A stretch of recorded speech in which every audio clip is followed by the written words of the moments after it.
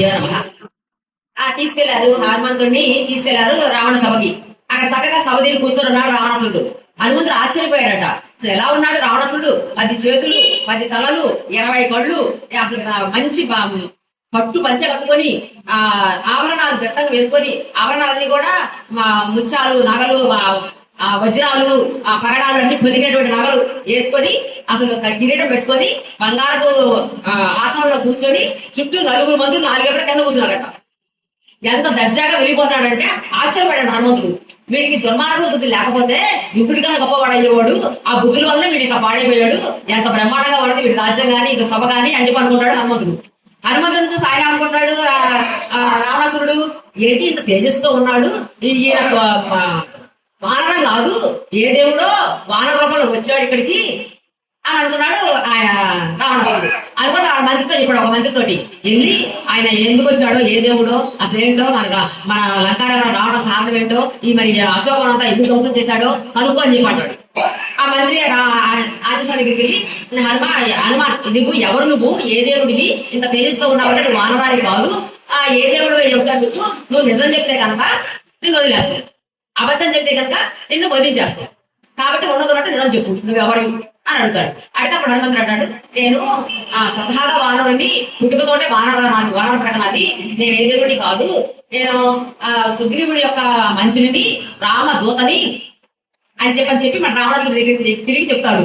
ఏమని ఇదంతా చెప్తాడు. ఇట్లా అయోధ్య నగరంలో 4 కొడుకులు అడవికి వచ్చారు, ఆ తీర్థం ఎత్తుకుంటే వీళ్ళు ఎత్తుకుంటూ వచ్చారు, మా వానర రాజు అయినటువంటి సుగ్రీవుడితో స్నేహం కలిశారు, ఆయన ఆజ్ఞ ప్రకారంగా నేను సీతాన్వేషణ కోసం వచ్చాము, 1,000 మంది వానరంలో తిరుగుతున్నాము, నేను దక్షిణ దిక్కుగా వచ్చాను, మా వాళ్ళంతా అక్కడ ఉన్నారు, నేను నది దాటి వచ్చాను, నువ్వు సీతమ్మని తీసుకొచ్చి తప్పుకొని చేశావు, ఒక 5 తల పాములు తీసుకొచ్చి దగ్గర పెట్టుకున్నట్టుగా పెట్టుకున్నావు, నువ్వు అంత ప్రమాదం నీకు, నువ్వు మర్యాదగా తీసుకెళ్లి రాముడికి సీత అప్పచెప్పి క్షమాపణ పెట్టుకున్నావు అంటే నువ్వు బతుకుతావు, నీ రాజ్యం బాగుంటది, లేకపోతే కనుక నీ రాజ్యము, నీ రాక్షసులు, నువ్వు అంతా కూడా హతమార్చిపోతారు, కాబట్టి నువ్వు తీసుకెళ్లి మర్యాదగా అప్పచెప్పు అంటాడు. అనేసరిగా రావణాసురుడికి చాలా బాగా వచ్చేసింది.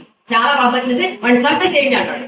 చంపేసేయండి అంటే అప్పుడు విభీషణుడు దూతని చంపకూడదు, దూతని మర్యాదగా పంపించారు కాబట్టి మనం కూడా మర్యాదగా ఉండాలి, దూతని చంపకూడదు అంటాడు. ఆ కాదు చంపాల్సింది ఏంటి, వీడేమో దూత కాదు ఏం కాదు, ఎవరో దేవుడు వానర రూపంలో వచ్చేసాడు, చంపాల్సిందని చెప్పని రావణాసురుడు అంటాడు. అంటే అప్పుడు విభీషణ అన్ని మాట చెప్తాడు, చంపకూడదు దూతని ఎప్పుడైనా సరే, కాకపోతే నీకు అంత ఇదిగా ఉంటే ఏదైనా ఒక ఖండి శిక్ష వేసి పంపించు, అంతేగాని అలాగా చంపకూడదు.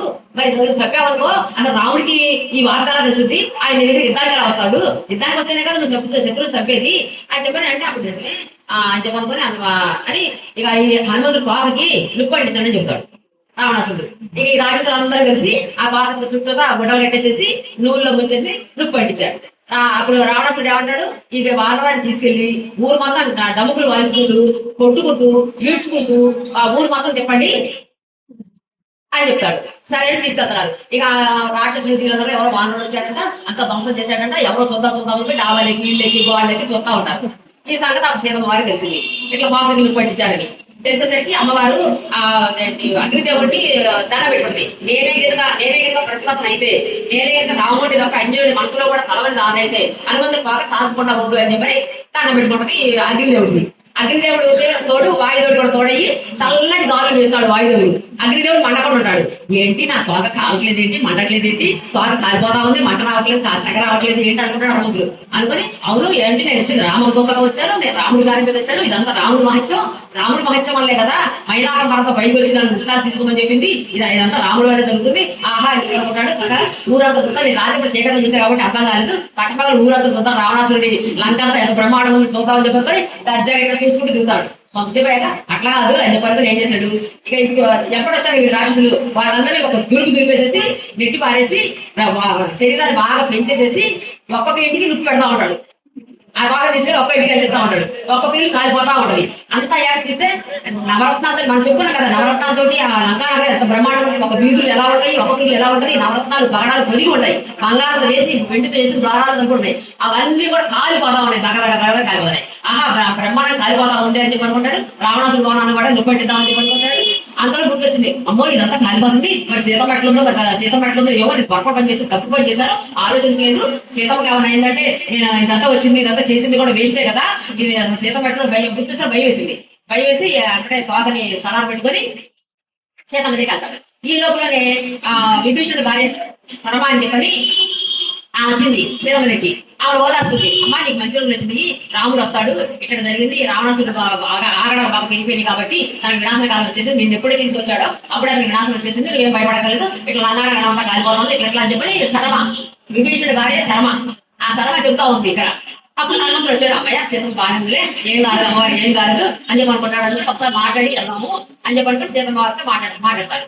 మాట్లాడితే అమ్మ నేను తప్పు చేశానమ్మా, నువ్వు ఇక్కడ ఉన్నావని నాకు తెలవలేదు, నేను చూసి రమ్మంటే కాల్ చేశాను, కానీ నువ్వు మాత్రం క్షేమంగా ఉన్నావు కాబట్టి నాకు చాలా సంతోషంగా ఉందమ్మా, ఇక నేను వెళ్ళొస్తానమ్మా, నాకు సెలవు ఇప్పించు, ఇక నేను ఎక్కడ ఆగడం సరాసరి వెళ్ళిపోతాను అని చెప్పి అంటాడు. అంటే అమ్మ సీతమ్మ అంటది, హనుమాను నేను నుంచి వాళ్ళతో యుద్ధం చేసి అంతా తిరిగి చాలా అలసిపోయావు, ఈ రేత్రి ఎక్కడైనా ఏ చెట్టు కింద ఒక సూక్ష్మ రూపంలో తాగుకొని రేపొద్దు వెళ్ళు అని చెప్పండి. కాదు నేను వెంటనే వెళ్ళి వార్త రాముడికి చెప్పాలి, నేను వెళ్తానని చెప్పి వాళ్ళు వచ్చేటప్పుడు ఎలాగైతే ఎగురుకుంటూ వచ్చిందో అని వెళ్ళి ఎలా జరిగిందో వాళ్ళు అలాగే సముద్రంతో దాటుకుంటూ వెళ్ళిపోతూ ఉంటే ఇక్కడ వానలోకి వెళ్తూ ఉన్నారు కదా, ఇక్కడ ఎదురు చూస్తున్నారు రా కోసం. ఏం చేశాడు, ఒక వస్త్రాలు హనుమంతుడు కాయో పండు ఏమైందో ఏంటో అని చెప్పి అనుకుంటూ ఉంటుంటే జాంబవంతుడు అన్నాడు, ఆ పండే సీతమ్మ కనపడింది, ఎందుకంటే ఆయన వచ్చే భూము ఆ సంతోషం ఆ హుషారుతో తెలిసిపోతుంది, ఆ విజయాన్ని సాధించాడని చెప్పని హనుమంతుడు సీతను చూసే వస్తున్నాడు అని చెప్పి అంటాడు. సరే హనుమంతుడు వచ్చాడు వీళ్ళందరూ దగ్గరికి వచ్చి ఏం జరిగింది ఏంటి అడుగుతారు. సీతమ్మ కనపడింది నేను చూసొచ్చారు ఎవరు చెప్తాడు. చెప్పడం బాగా ఎగురు పెడతారు, తీసుకెళ్ళి ఆడతారు, దొర్లుతారు ఎగురుతారు, సౌండ్లు చేస్తారు, పిల్లలు ఆడతారు, సంతోషం అనమాట. అలా సంతోషంగా చేసేవారు. చేసిన కూర్చొని అంగదుడు అంటాడు, అసలు హనుమ నువ్వు ఇక్కడ బయలుదేరి నుంచి దగ్గర నుంచి ఏమేమి జరిగింది, అక్కడ ఏమేమి చేసావు, ఏమేమి చూసావు, ఎట్లా జరిగింది మొత్తం మాకు చెప్పు అని చెప్పి అందరూ కూర్చుంటారు. అప్పుడు హనుమంతుడు కూర్చొని మీద కూర్చొని హనుమంతుడు చెప్తా ఉన్నాడు, ఇట్లా నేను వెళ్తున్నాను, స్వస్థానం అని చెప్పి ఒక రాక్షసు వచ్చింది, దాన్ని ఇట్లా చేశాను, మైనాకు వచ్చింది నేను ఇట్లా చేశాను, మరి నేడ పట్టుకునే రాక్షసు వచ్చింది దాన్ని బట్టి చేసేసాను, వెళ్ళాను ఇవన్నీ చేశాను అని మొత్తం ఇక్కడ జరిగింది మొత్తం కూడా వాళ్ళు చెప్తాడు. ఇక అన్ని వింటారు. అన్ని విన్న తర్వాత అంగదుడు అంటాడు, అక్కడ మనం విషయం తెలియ సీతమ్మ దొరికిందని చెప్పడం కాదు, మనం అందరం వెళ్ళి సీతమ్మని తీసుకెళ్ళి అప్పచేద్దాం రాముడికి అని చెప్పి అంటాడు. అంగదుడు కాదు మనం ఆయన చెప్పినట్టుగా చేయాలి, ఆయన రాముడు ఏమని చెప్పాడు మనకి చూసి రమ్మని చెప్పాడు, మరి రాముడు ప్రతిజ్ఞ చేశాడు రాక్షసుని రావణాసుని చంపుతానని చెప్పని, కాబట్టి రాముడే వెళ్ళాలి, వాళ్ళని చంపాలి తీసుకొని రావాలి, అప్పుడే అమ్మవారికి మర్యాద కొట్టి నేను భుజాలు ఎక్కించుకుని తీసుకొస్తానన్నా కూడా అమ్మవారు వద్దన్నది, సీతమ్మ వద్దన్నది, ఆ రాముడు వెళ్తే మర్యాద కొట్టి, కాబట్టి మనం ఈ వార్త రాముడికి చెప్దాము వెళ్ళి అని చెప్పని బయలుదేరి వెళ్తారు. దానిలో మధువనం అని చెప్పి వనం, అది బ్రహ్మదేవుడు వీళ్ళ తాత ముత్తాతలకి విభీషణుడు తాత ముత్తాతలకి ఇచ్చారు బ్రహ్మదేవుడు. అది చాలా బ్రహ్మాండమైనటువంటి వనం అనమాట. ఆ వనం అంటే చాలా ఇష్టం, వంశ పారంపర్యంగా వస్తుంది వీళ్ళకి మానవులకి, వారి తర్వాత ఇప్పుడు సుగ్రీవుడికి అట్లా వంశ పారంపర్యం వస్తుంది. ఆ వనం అంటే చాలా ఇష్టం వీళ్ళకి. ఆ వనంలో చక్కగా పెంచుతూ ఉంటారు, దాని చుట్టూ కాపల వాళ్ళు మొత్తం అంతా ఉంటుంది, చాలా బాగుంటుంది అది వనం, ఆ మధువనం. ఇక ఇంట్లో నుంచి వీళ్ళు ఉపాసాలు ఉండి నిద్రలో లేక అనేది ఉన్నారు కదా, ఇక మీరు ఇష్టం వచ్చినట్టు తినేసేది తాగేసాడని చెప్పి అనుమతించాడు అంగదుడు. సరే అని చెప్పి అందరూ మొత్తం పడ్డారు. ఇక చెట్లు పట్టుకుని ఉయ్యాల్లో ఉండటం, ఎగరీయటం, అక్కడ పళ్ళని సగసం పారేయటం, దిమ్మి పారేయటం, కోసి పారేయటం, ఆ కళ్ళు మధువు అని చెప్పి కళ్ళు అనమాట వాళ్ళకి అక్కడ ఉంటుంది, అక్కడ ఆ తోటలో ఉంటుంది. అదంతా తాగేసేసి తాగినంత తాగి పారబోసి కింద డొల్లి పైన డొల్లి పిచ్చి చేస్తున్నారు.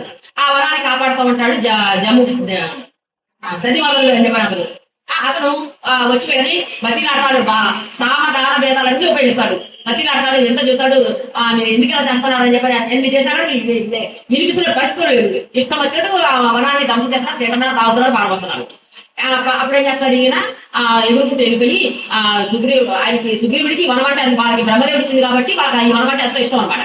ఆయన పాదాలు పడతాడు, ఏంటి మామయ్య నా పాదాలు పడుతున్నాడు, లేవు ఏం జరిగింది అంటే ఇట్లా హనుమంతుడు సైన్యం అంతా వచ్చేసారు, వాళ్ళంతా కూడా ఇట్లా చేసేస్తున్నారు, పాడు చేస్తున్నారు, ఎంతసేపు వినట్లేదు, మధువనంతా నాశనం చేసి తీసి పారేశారు, ఆ వార్తను యువత వచ్చారని చెప్పేసరికి ఆ మధువనం పాడు చేయడం ఎందుకు చేస్తున్నాడు హనుమంతుడు నాకు ఆశించి విజయం సాధించాడు హనుమంతుడు, అందుకనే సంతోషంగా అక్కడ చేస్తున్నాడు, లేదా చేసేవాడు కదా హనుమంతుడు, వాళ్ళందరూ బుద్ధిమంతులు, వాళ్ళు చేసేవాడు. లక్ష్మణుడు కూడా అక్కడే ఉంటాడు, లక్ష్మణుడితో కూడా చెప్తాడు వాళ్ళు అలా బుద్ధిమంతులు, వాళ్ళు విజయం సాధించారు కాబట్టి అలా చేస్తున్నారు, వాళ్ళ సంతోషంతో అలా చేస్తున్నారు కాబట్టి వాళ్ళు లేదు అని చెప్పి వాళ్ళని ఎట్లయినా చేయండి నా దగ్గర రమ్మని చెప్పి వేమనవాదని చెప్పి వాళ్ళు పంపిస్తాడు. మళ్ళీ ఈ నెలసరికి తాగడం తింటం అయిపోయింది, కింద కాస్త బుడుకొని వదిలారు, అన్ని వదిలేశారు. ఇక మళ్ళీ స్పృహలో వచ్చారు వీళ్ళు ఈ వానరంతా. ఇక నేను రమ్మంటారు వాళ్ళు అని చెప్పంటే సరే అని చెప్పి అందరు వెళ్ళారు. అందరు వెళ్ళిన తర్వాత రాముడితోటి చెప్తారు, మరి ఇట్లా సీతమ్మ కనిపించింది, ఇట్లా చూడమని ఇచ్చింది, ఇట్లా ఇట్లా అని చెప్తారు. అని చెప్పడంతో రాముడు చాలా సంతోషపడిపోయి, హనుమా ఇంకా ఏమన్నా చెప్పు, సీతమ్మ ఇంకేమన్నా చెప్పు, ఎట్లా ఉంది ఏం జరిగింది మనతో మొత్తం చెప్పారంటే ఈ కాకి కథ చెప్పింది కదా, కాకాసుడు కదా, ఈ కాకాసుడి కథ కూడా చెప్పి ఈ చూడమని ఈ కథలు ఇవన్నీ చెప్పి ఇవన్నీ చెప్పింది.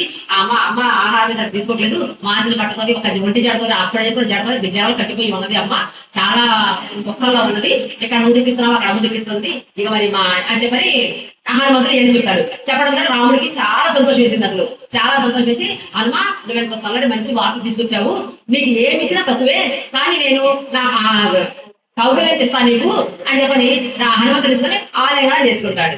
జై శ్రీమన్నారాయణ. ఈ రోజుతోటి సుందరకాండ సమర్పించుకున్నాము. ఇక